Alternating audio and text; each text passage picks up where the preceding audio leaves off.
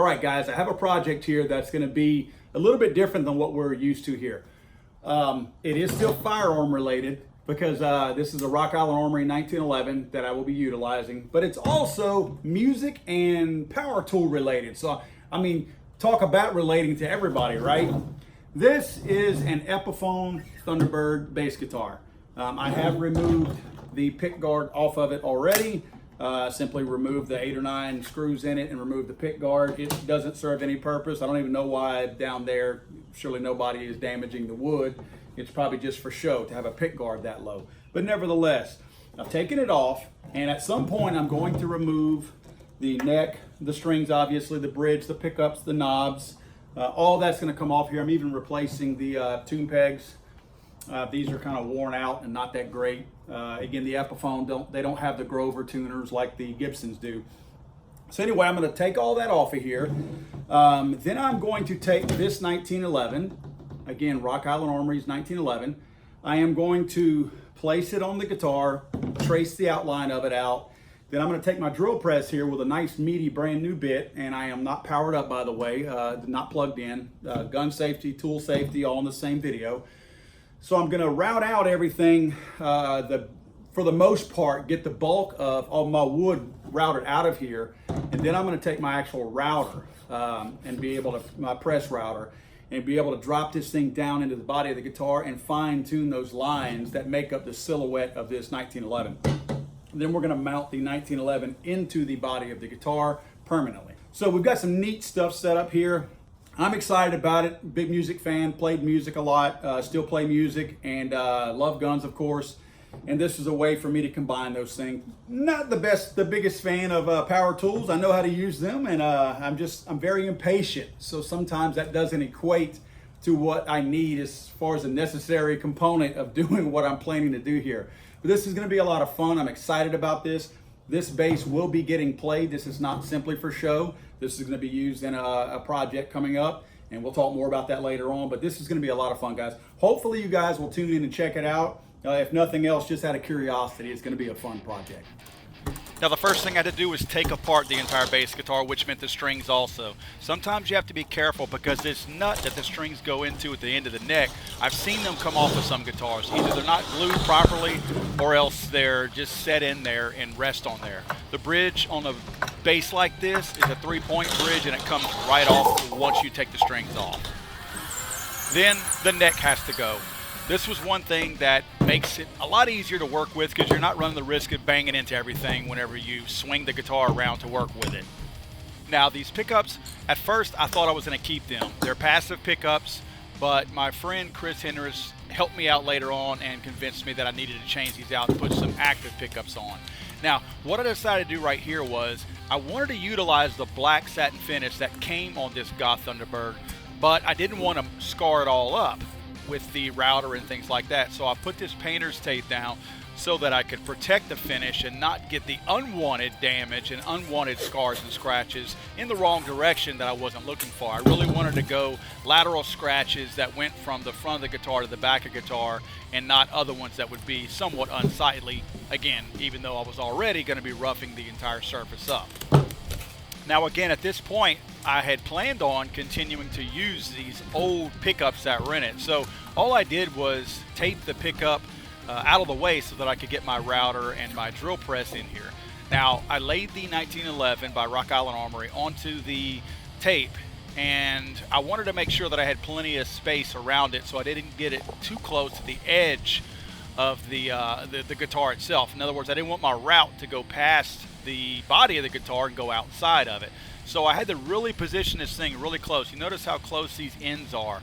So I had to pay particular attention to make sure that I wasn't in a bind. And you notice this different height on the guitar running through the middle of the bass. That made it a little bit more of a challenge also, not just drawing out and working on what I wanted to do, but the routing part was a little bit of a challenge. Again, you can see right here as I'm outlining the gun itself on the guitar, that different level, that different height right there, it creates a little bit of a problem because right now, as you see, the gun is at somewhat of an angle, and it just made it a little bit more difficult to work with everything.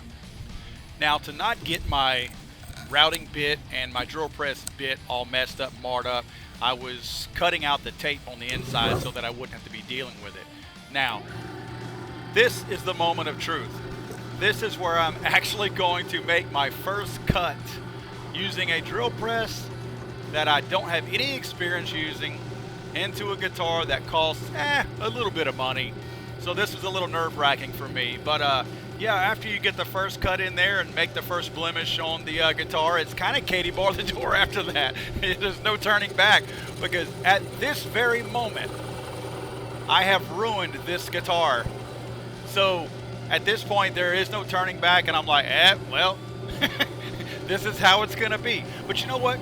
It wasn't so bad after that. After you get past that initial, oh man, I'm putting holes in a guitar, and that's not what this guitar is meant for, it really wasn't bad. I was able to use my drill press to go in there and pretty much wallow out all of the main part of the wood, because it's so much harder to get an actual router in there, because the router is going to want to jump all over the place, where you have more control of the bit head of this particular drill press. So the guitar is what you're having to maintain and move around. So as you can see, I've taken most of the meat out of this particular guitar, where you can see the whole outline of the gun at this point. All those little spots right there was each individual little hit with the drill press. So you can see what's left there for the router to have to clean out. You know, there's a good bit of stuff to clean out, but again, the meat of it, the bulk of it, is already gone. Now, what I was going to do, I was going to set my router at a lower depth than what I already had. So I set it lower than what you saw that I had already cut out, and then I just painstakingly took my time going around cleaning out the edges and the inside. And you notice I have my guitar braced and really mounted well onto the table so that it cannot move. And after a while, the gun fit in there, and it had a nice tight little fit, exactly how I wanted it. Go figure. Okay, so now it was going to become tedious work. I needed to hand sand all the inside, and as you can see by this shot right here, I've got a lot of it smoothed out and again hand sanded. I started with some 60 grit paper and made my way all the way back down to about 180 grain paper, I believe. And then as you can see right here, I've got the actual finished guitar where I went through there with the old pickup still in place, and I roughed up the entire surface to give it an edged look. Now obviously I'm going to do more sanding on it, but for the most part this was what I had to work with at this point. Now I then decided, again through the use of one of my friends, Chris Henrich, convinced me that I needed to put some hotter pickups. So I put some EMG pickups, some Dave Ellison signature pickups from EMG again. I think it's a maybe it's a ceramic in the neck and a dual coil in the bridge itself, but very, very hot pickups. What I liked about the sound of these is that it has a really low end. It cuts out a little bit of the mid, and then a high end. It's got a nice attack to it, so that you're going to hear it cut through the music, but at the same time bring the low end as far as the kick drum and being able to marry it up with the kick drum. So they mounted in there really good. Got some raised foam in the back of them to mount them in place. Put my new bridge in place. I love this new little bridge. It helps with the intonation. Certainly helps this thing stay in tune a whole lot better. It's just a nice addition to this, taking off the cheaper bridge. Now I had to rough up the gun a little bit. I got some sandpaper, some very fine grit sandpaper, and hit the overall surface of this 1911, and then I really went to town on the edges to give it a much more worn look on the edges. Now it looked like it fit perfectly in there. My original goal was to put 3 holes on the back of the guitar and mount it through the gun and bolt it onto the back of the guitar. Cool thing was these grips that I had over here, the grip holes, made it a little bit of a challenge, but as you can see I'm using needle nose pliers to try to rope the bolt there. That was a little bit of a challenge, so what I was able to do is get an Allen wrench and run it through there and kind of trap the nut in place so that I could then stick my fingers in the hole of the grip panel area and screw it in place. The bottom one, I was able to seat it and get it in there really, really nicely, but that one up front, the one higher up close by the slide, yeah, this guy right here, that was going to be a challenge. There's very little bit of room to work. But my Allen wrench trick worked right here, but it was actually, this was a little bit of a challenge to get in there. It was nice to actually get this one taken care of. Now I realized I didn't need this screw right here that goes where the takedown pin is, because the 2 grip screws were more than enough with the washers that I'd put in place to keep this thing in place. Plus, it kept a very low profile on the back side where this part would be up against my body.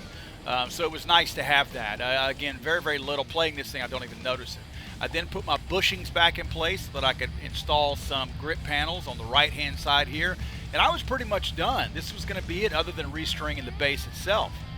Once I was done, I was very pleased with the finished product. Brand new strings on this thing, and I liked the really worn, old, beat up look that I got from this thing. I did not want this thing to look like it had just gotten off the showroom floor. I wanted it to have that worn in, rustic look to it, and it was exactly what I expected. The finish was simply done with sandpaper. I am not going to coat it with anything. I'm just going to let it stay like this. So those edges will wear a little bit more and will probably look a little bit more worn in and broken in. But overall, guys, I was really, really happy with this. What a fun project to work on. Guys, you got to admit, that's a pretty cool project. A lot of my own personal passions rolled into one project. Hard rock, metal music, kind of rolled in with the whole firearms thing, things that I've really enjoyed and experienced and really molded me my entire life, all put into one project. Really made it a lot of fun to work on. I got to tell you, these EMG Dave Ellefson pickups, if you don't know who Dave Ellefson is, he's the bass player for Megadeth. They really bring a lot of bottom end and a lot of high end. In other words, they give that attack to where you can hear that bass through the sound of the music, but also keep that really low end. They kind of cut the mids out of it. Really like it. Great Ernie Ball strings that I put on here. The tuners really hold the tuning good. Even if you're going into drop D tuning, it seems to really hold that nicely. The finish was a lot of fun to do. I want to thank Sean over at Rock Island Armory for providing the 1911 that I put into this thing. So a lot of cool stuff, guys. Hope you enjoyed the video.